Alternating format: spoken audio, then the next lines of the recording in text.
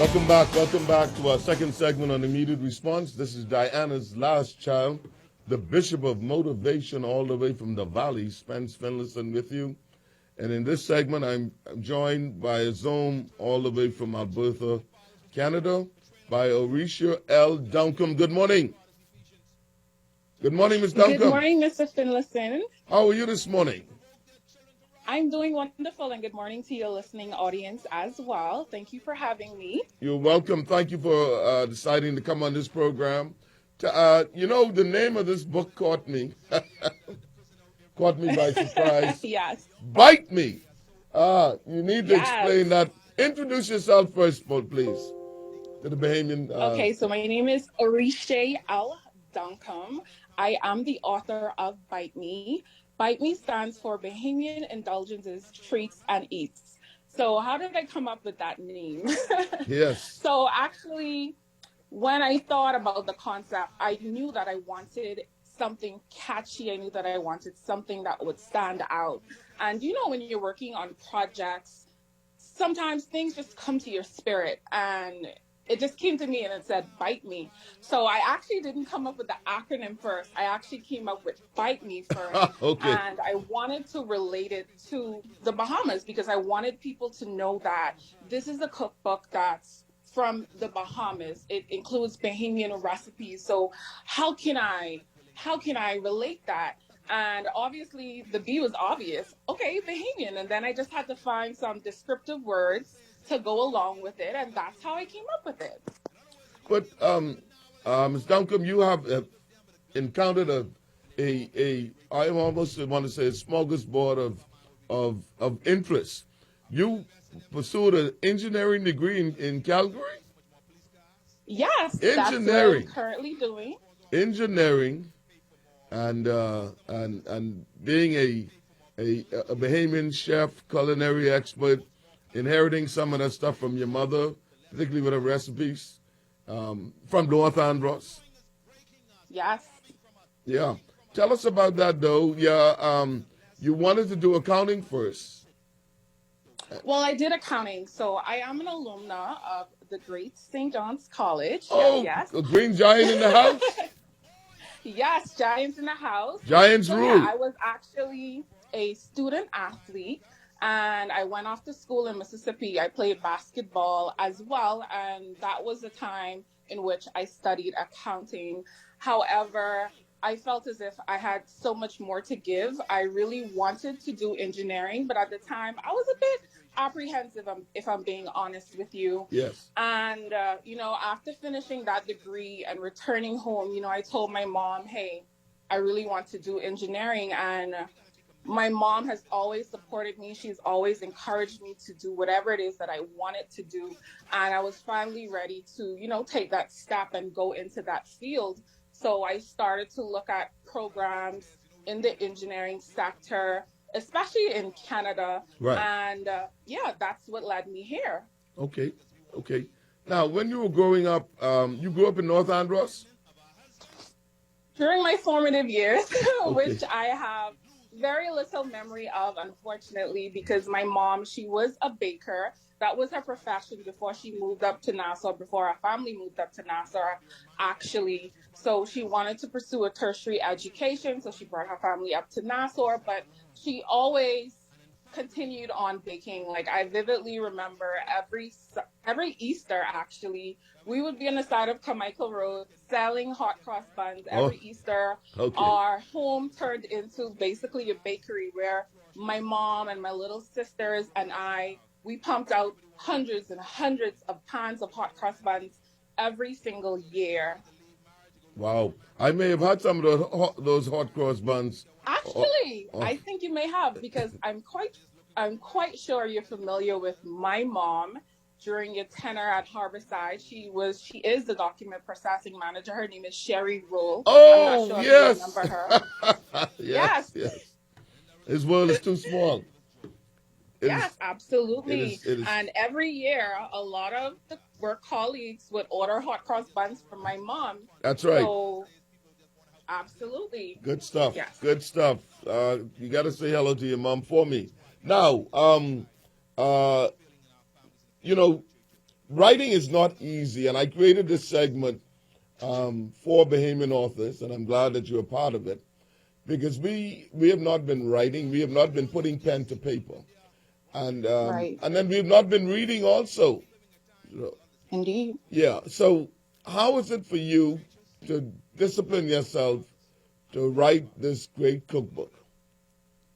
So to give you a bit more of a background, when I first went off to school back in 2009, and I think a lot of college students can relate to this, especially when they leave home, the one thing we miss the most other than our family and friends is, of course, the food. Right. So we often find ourselves calling our mothers, our grandmothers, our auntie, whomever, and asking them, hey, do you know how to make this? Hey, can you give me the recipe for that?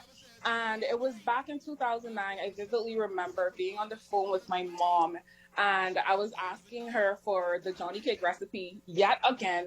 And, she said to me, I gave this to you before. You should really be writing this down. And then she said, in fact, you need to be recording all of the recipes. She was the one that suggested this back in 2009, just for us to keep everything in the family. And anytime anyone wanted a recipe, I would be able to give it to them. And that was the impetus for Bite Me, basically. And you're right. My mom also, she always said throughout the years, our family does not have any authors. We actually do have some other authors now. Okay. But at that time, we didn't have any authors in the family. And she said, this is something that I think you can do. You can become an author. And here I am today. Yeah, your mom was very encouraging to you, hey. Definitely. She is my greatest motivation. She is such a source of inspiration to me, and I am so grateful for her. And that's an awesome thing. Now, in terms of sitting down every day writing your book, I don't know if that's the process you went through, but in writing, we find that some days you have some inspiration, some days it doesn't come, and you keep procrastinating. Well, I'll write next week, I'll write next month, and before you know it, 6 months is gone and you haven't written one chapter or even a part of a chapter. How did you keep yourself together to produce this great book, Bahamian Indulgences, Treats and Eats? And on the photo, I see you have that great watermelon here. Is that watermelon from North Andros? It's guava. Oh, that's a guava from North Andros. Yeah, it's guava. From North Andros. Oh, yeah, you're absolutely right. The process, it was not an easy one. And so I started compiling recipes from back in 2009. So that was the framework right there. But over the years, you make improvements to recipes. You do a lot of recipe testing and things like that. And that within itself is difficult because, like if you're speaking to your mom or your grandmother, they'll tell you, oh, I didn't measure. No. I just do a little bit of this, a little scoop of that, right. And it's like, well, how does that help me? So I had to make sure that when I was curating each recipe, that I was creating it with a beginner mindset. So anyone that does not know how to bake or cook could be able to execute these recipes. So that was something that I kept in mind writing that. There were lots of times where I was supposed to finish this book. This book, I remember designing the cover back in 2020. And at that time, we were in the midst of the pandemic.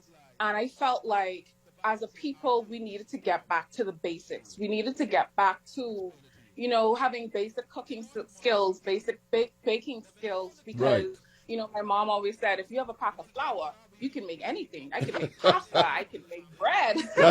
That sounds I like can make cakes. Ms. Duncan, that sounds like an Andres concept for true. Yes, absolutely. He sounds like an Andres. So my father was from Mangrove Key. Oh. Okay. And growing up, you would say, well, Daddy, be hungry. He said, oh, you can be hungry and you have bread. And you got bread, you straight bread. He said bread and sugar. Exactly. There's so many things that you can make with just a few basic ingredients. And that's what I discovered writing Bite Me. I discovered that a lot of our traditional Bahamian recipes were so simple. They weren't overly complicated. They didn't have a ton of ingredients. They didn't include expensive eggs and milk, because back in the day, these ingredients were expensive. Right. So a lot of these, yeah, so a lot of these recipes are based on the old school Bahamian recipes, from North Andros. If you know Andros, if you've had Androsian food, or if you've ever visited someone in Andros, you know how amazing the food is, and it's about as authentic as it can get. But yes, writing, I found it difficult a lot of times to be able to finish. I have a little bit of perfectionism in me, and I just wanted everything to be perfect. We have a tendency to overthink, and like you say, that can lead to procrastination. Right. And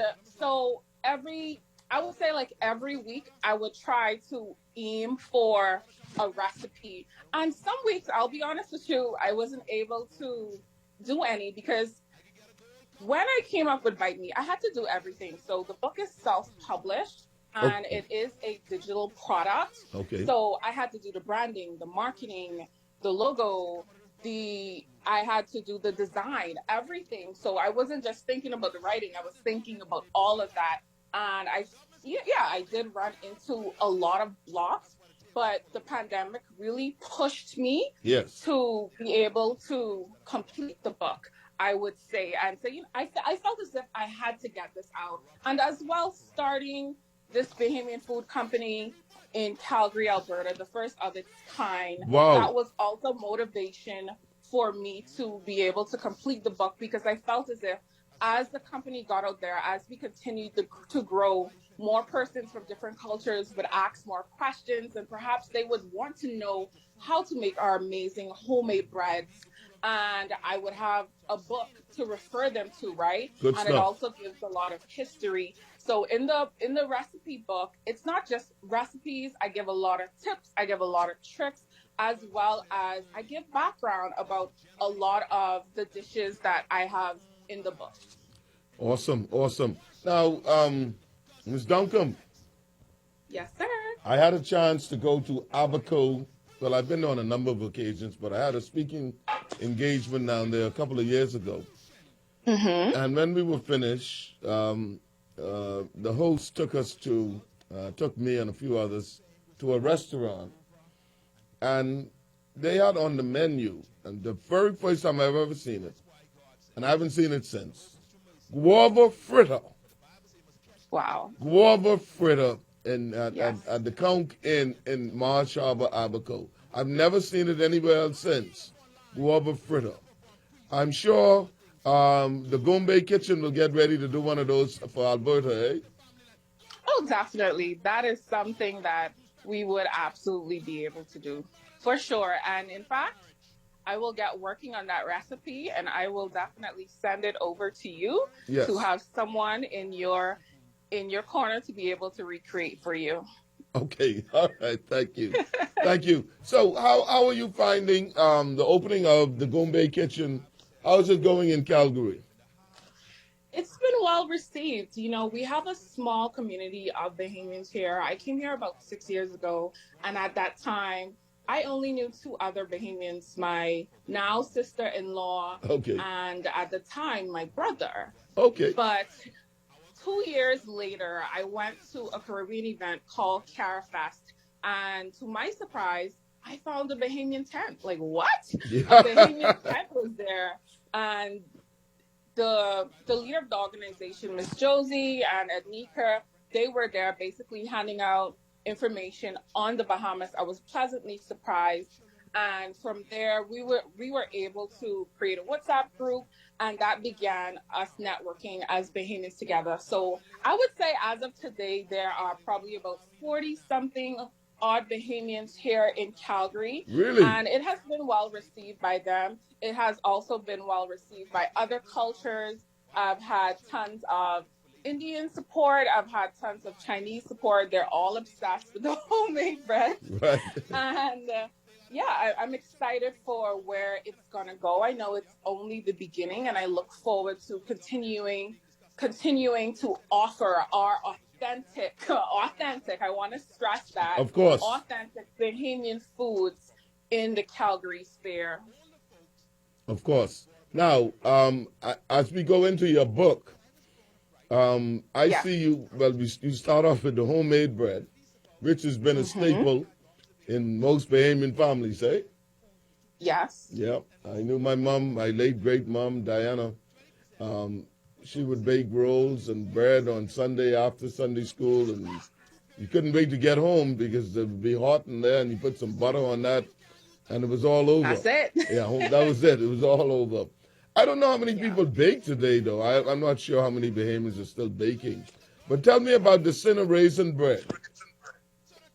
Yeah, so the cinnamon raisin bread, it's just like our traditional homemade bread that we love, but it includes cinnamon and, of course, raisins. Now, I know a lot of people have a love-hate relationship With raisins.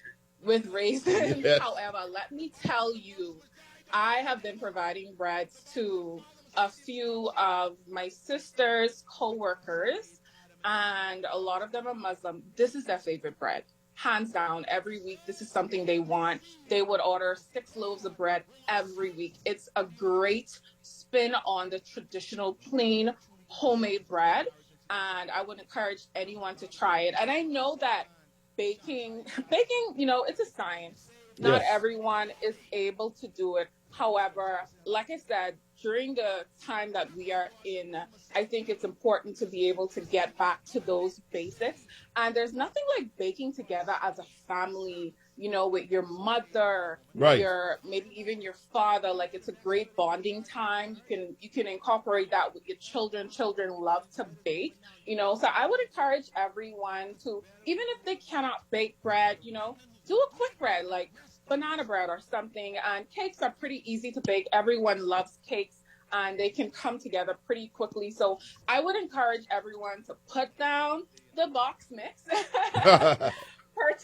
purchase Bite Me, and get in the kitchen and start making their favorite desserts from scratch, because it's much healthier, it's much cleaner, and honestly, it's so satisfying. You feel really good after you've made such an amazing dessert. You feel really proud. During the pandemic, I don't know if you remember, but everyone was baking banana bread.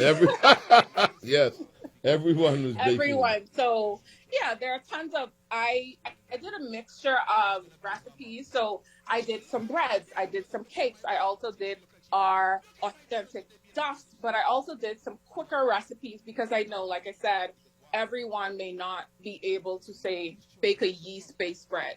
Right. So now, do you do the Johnny cake as the traditional Johnny cake? I know some people are putting some different spins on Johnny cake now, from back in the day that I was used to. How do you prepare your Johnny cake?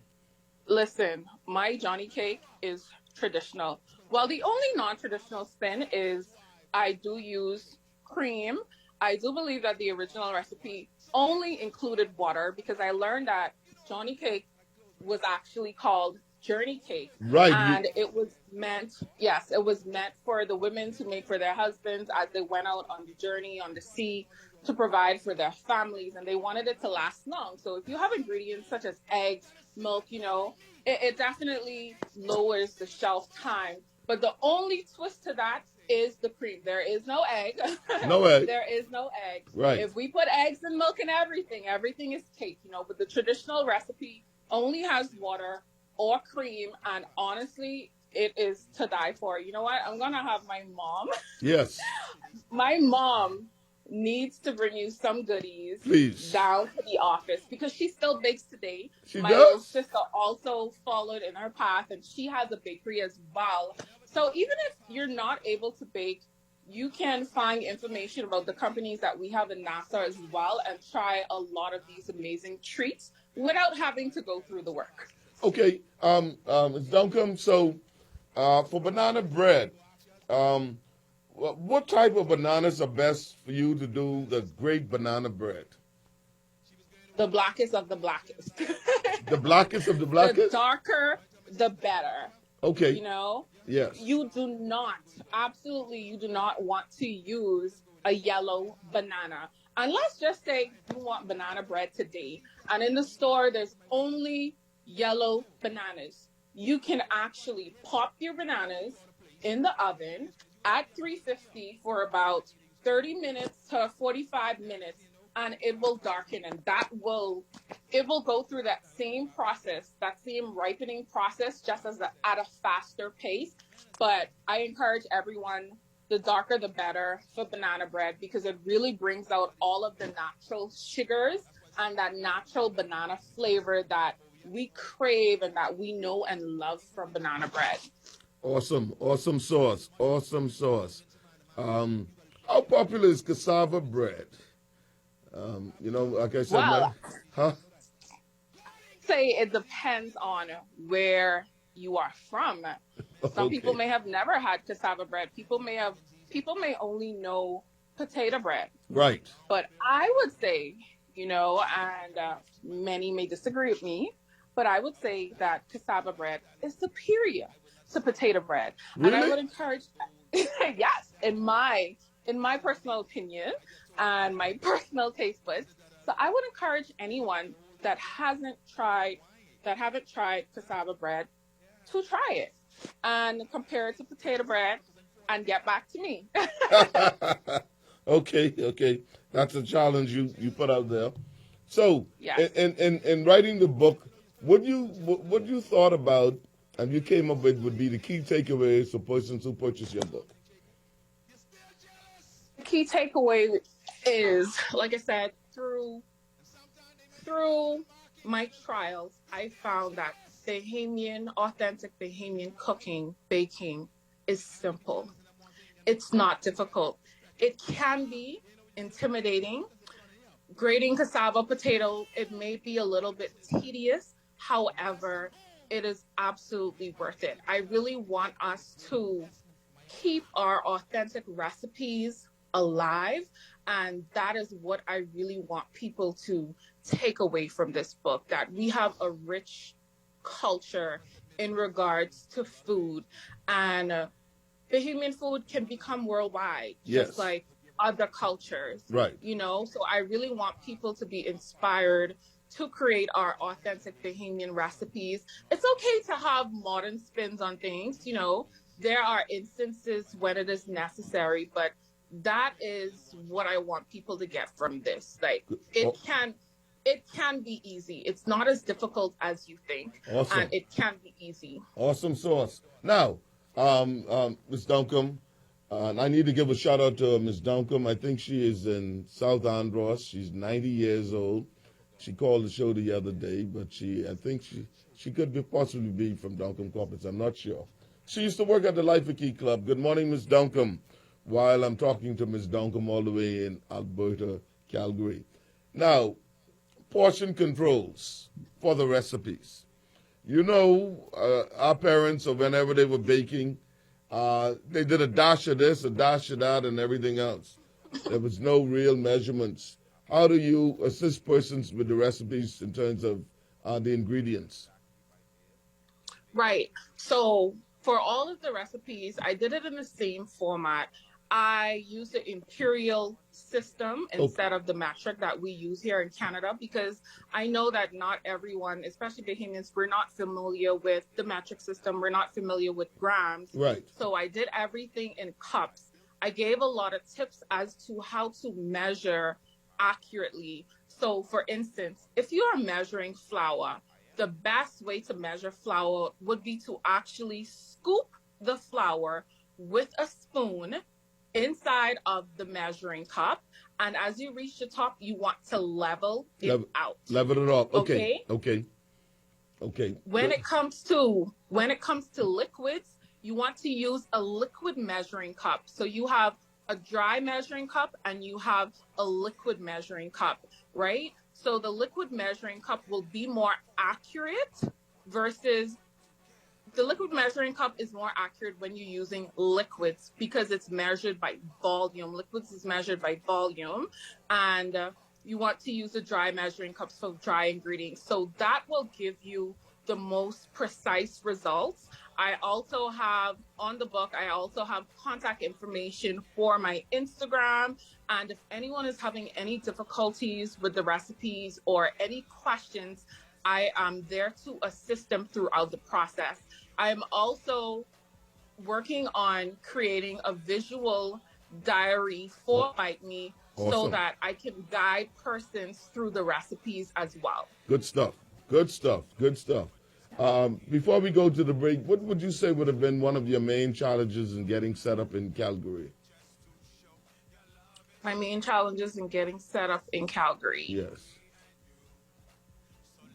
My main challenge, well, to be honest with you, my main challenge was finding traditional ingredients to be able to make our Bahamian foods. Right. Now, Calgary is a very diverse place, but it is also very big. And I found it very difficult to find information out there on where to get certain ingredients. Like if I want to get sweet potato to make sweet potato bread, where can I go to get fish? There wasn't, when I Googled, there wasn't tons of information out there. So it actually took me years to find the correct stores. Wow. It's all available here. You can pretty much get anything aside from fresh conch and fresh fish. Okay. You are able to get snapper, parrotfish, and a lot of other different fish as well. But we can't get fresh conch here, obviously. They do sell conch here, but it's a completely different species, and that's not what we love.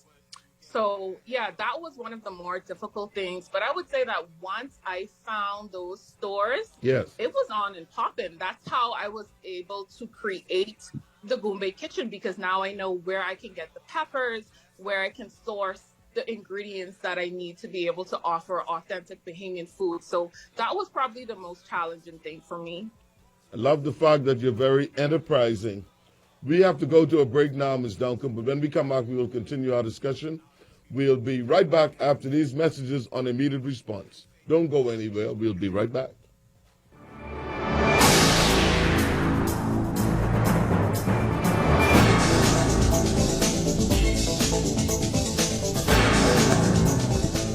J.S. Johnson Insurance Agents are the best. Reliable service, they've been on the scene, protected since 1919. J.S.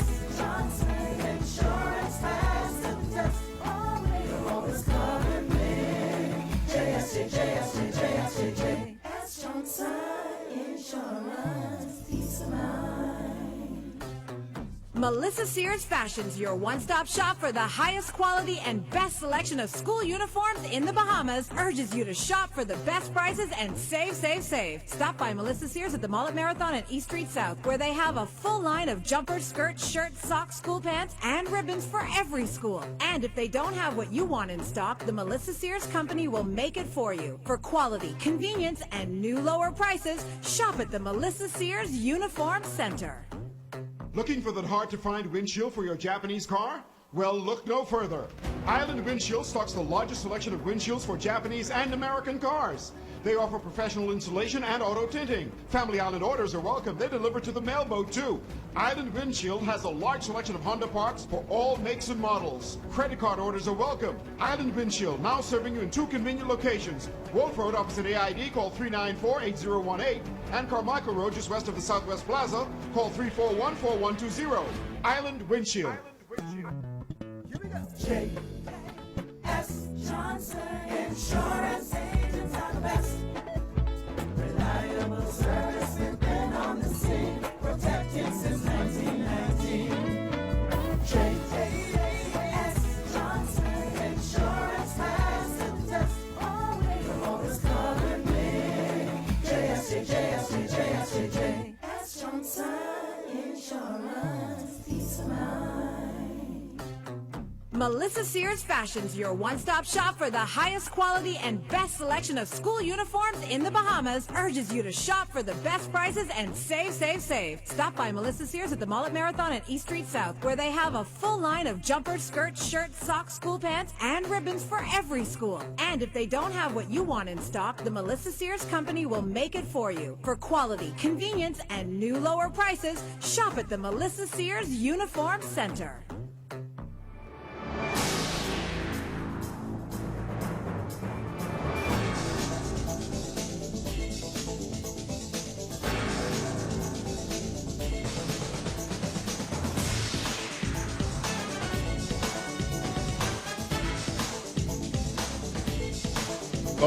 Welcome back to our final segment on immediate response. This has been another great day. We started off this morning with Dr. Selwyn Seymour in Spain, a Bahamian, originally from Inagua in Spain. And now I'm having a conversation with another great Bahamian all the way in Alberta, Canada, Miss Duncombe. Miss Duncombe, how do you pronounce your first name? Orishe. Orishe. Yes. Okay, good. Now, we have a few minutes left. I understand this is the first in a series of books to come. What's your plans for the other ones that you're going to do? Yeah, so I originally actually planned on Bite Me only being about our sweet treats. But you know what? I decided that the name can encompass savory dishes as well. So my next iteration is going to be on the remaining sweet treats that you don't see in there. So the potato bread and perhaps the famous hot cross buns if my mom would allow. And then I look forward to going a savory route. Okay. And the current book is digital, right? Yes, it's digital. And I decided to self-publish it. You can get a copy on my website. So the website is thegoombaykitchen.ca, and that's the colloquial the, so D-A, goombaykitchen.ca. And on the website, you'll find a direct link to Bite Me Digital Cookbook, where you will be able to buy and download a copy very easily. And I also will be publishing it on Amazon using their KDP services as well, but that's definitely to come in the future. Okay, all right. Okay, so what we're going to have to do now is to continue on. My producers tell me I have to take a break. No? Okay, we're just continuing on in this segment, Ms. Duncombe. Now, you have embarked on this, and you're very excited about it. You may even offer cooking classes. Any thoughts of that for persons in the big Canadian territory? Cooking Absolutely, behavior that is another thing my mom has mentioned, yes. And I will definitely say that will be in the works for next year for sure. I would be willing to do that, definitely. Okay, good stuff. Now, I just got a text and it says, and it's from Betty Sutherland Brown. She says, cassava bread is far superior to potato bread. What did I say earlier? You were right. Thank you, Betty, that's for why. confirmation. That's why I had to read that. She concurs with you. Now let's go down the line again, Ms. Duncombe. Pineapple tart. Yes. My favorite. Yeah, one of my favorites though. But what type of pineapple do you need to make a good pineapple tart? Well, you can use fresh Eleuthera pineapples. However, this is one of the very few recipes in which I would actually suggest using the canned variation because of the consistency and as well as the sweetness. So with fresh pineapples, the sweetness levels can vary. Sometimes you may get one that's more sour and you may need more sugar. But if you get the canned variety, you would have a pretty straightforward sugar amount that's that you can find in every single can. So I would suggest using the can variety, and it's absolutely to die for. I have so many memories of pineapple tart, and honestly, I ate the filling straight out of the pot so many times. It's honestly embarrassing. I don't want to admit it, but it's really great. It's one of my mom recipes that I have not touched. Okay. This is her to a T. I made zero adjustments. Awesome. So if you want pineapple tart to die for, you definitely have to try this. Okay. We have to go to a quick break right now, Ms. Duncan, but we'll be right back after these messages on Immediate Response. Don't go anywhere. Stay tuned.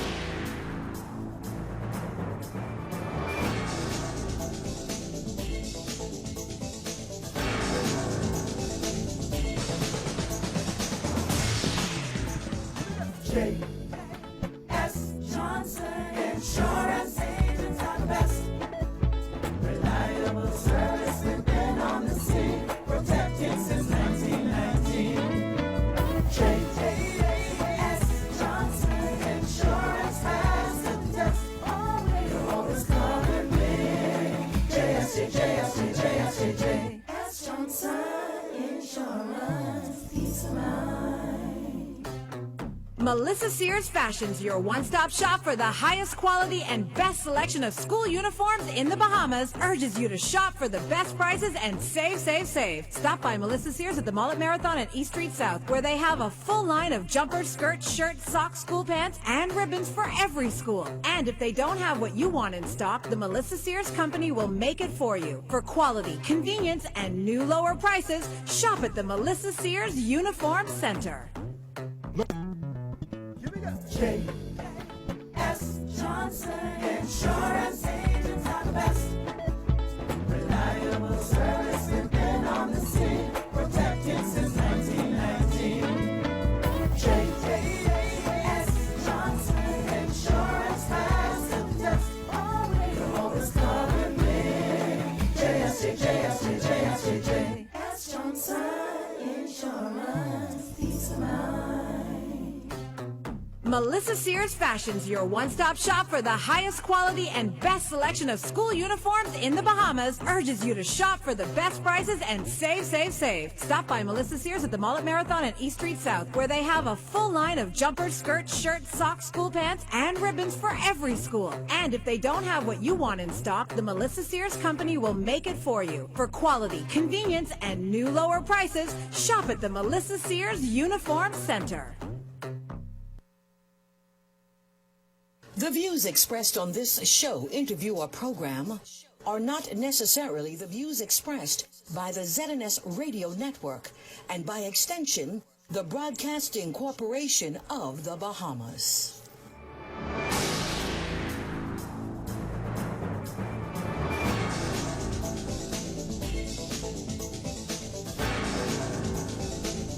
Welcome back to Immediate Response. Of course, this is our final segment today. Bahamian authors, and I'm having an interesting conversation with a young Bahamian with Andros roots, Ms. Duncan, all the way in Canada. She's created a great book called Bite Me. Now, welcome back, Ms. Duncan. Ms. Duncan? Yes, sir. I'm Welcome here. back. What are some of your favorite techniques that you use daily as a baker? Some of my favorite techniques that I use, I would have to say, so coming Calgary, we are at a much higher altitude than in the Bahamas. So one of the techniques that I had to employ was learning to bake at different temperatures. I know that as Bahamians, we love to bake everything at 350. Ms. Duncan, where did that come from, though? I have no idea why 350 became the standard, but being at a higher altitude, I have to bake at a lower temperature. So to be able to bake all of these recipes, I had to play around with the temperature a lot, and I had to learn that the sweet spot for me was 325. That was the sweet spot. So that's my favorite technique. And also, I would encourage everyone to use their nose. one of my favorite techniques is using my nose to really sense when something is done. So because I had to often adjust the temperature, obviously that would affect the time, right? Yes. So the best way to tell when something is really, really done is when that smell really starts to permeate the whole entire house. So you know then it's done. Yes, Well, definitely. You can smell it. You can smell it. You don't need to stick a fork in it. You can. You still definitely. You always have to, especially when you're making cakes. You want to make sure that a toothpick, a fork, a cake tester, whatever you're using, always want to make sure that it comes out clean.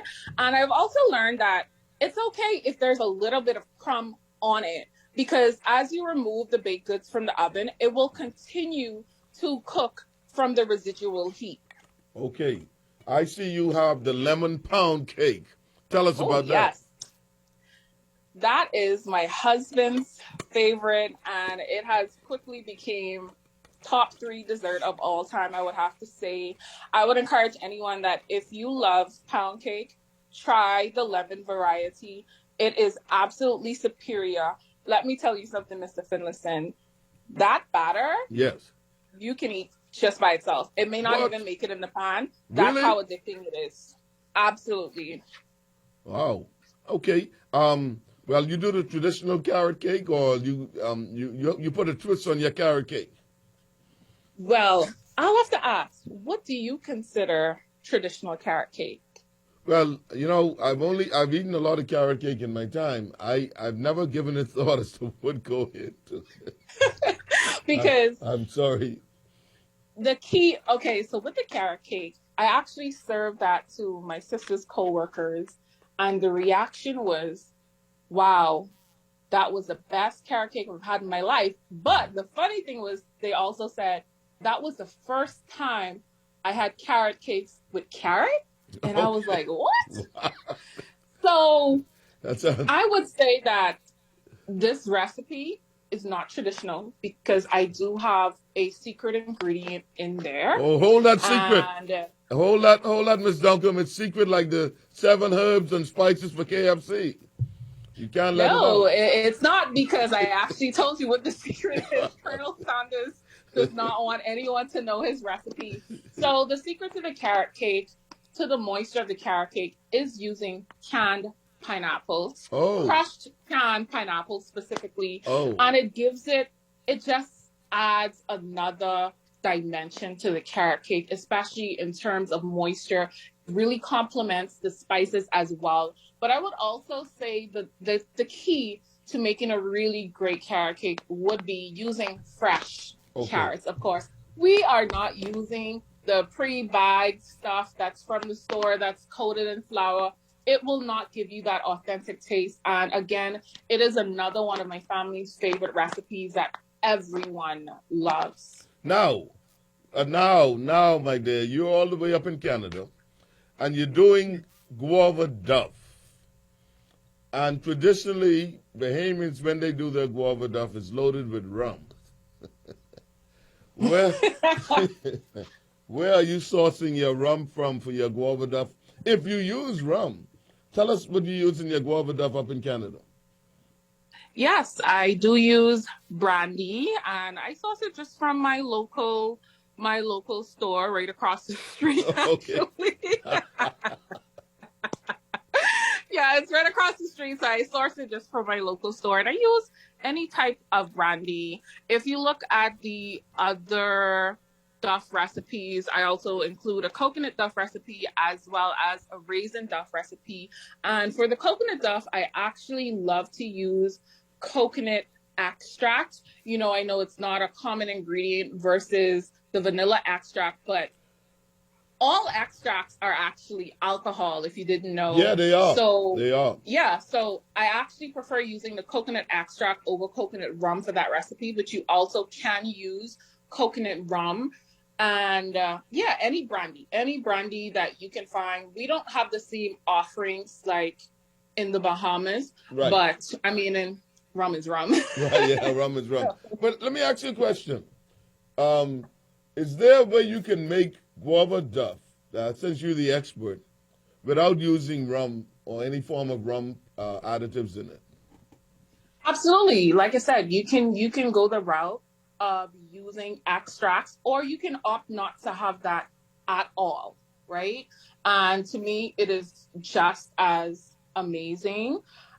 Personally, I prefer mine without rum. And you actually have a lot of Bahamians like that prefer their guava duff without rum. So I believe that it's equally as good. It's not the rum that makes it great. It's really the combination of ingredients. Okay, okay. All right. Well, we're coming closer to the end of the program, but I want to talk about a couple more things that you're doing here. Rum raisin duff. Yes. Now, that goes without saying that rum is in that rum raisin. Yes. So a tip that I would have for people, if you're making with any recipe that you're making with raisin, I suggest that you rehydrate them with either water or rum. Okay. And it really adds a boost of flavor. It adds another juicy layer to that rum. And the rum raisin duff it holds a special place in my heart because that's what we grew up eating more, to be honest with you. And I have that written in the book that I grew up eating rum raisin duff more than guava duff because, like I stated in the book, guavas are not available year round. That's the reality of it. And my mom, being a traditionalist, she's not going to use canned guavas. So we had rum raisin duff growing up quite often. And I wouldn't say that, oh, I really love raisin, but it's so great in that recipe. And everyone that has tried it, again, that is something that I brought to the Canadians over here, and they instantly love it. I was able to offer the rum raisin before the guavas because, again, guavas have a particular season, right, and it's much harder to get them over here. So it's good to find different varieties and fillings that you can replace instead of the guava. Good stuff. We have a few minutes left, but I'm intrigued by your cherry cheesecake and the Oreo cheesecake. Mm-hmm. You can tell I have a sweet tooth, right? Definitely. Tell us about that cherry cheesecake, please. So cheesecake is my favorite dessert.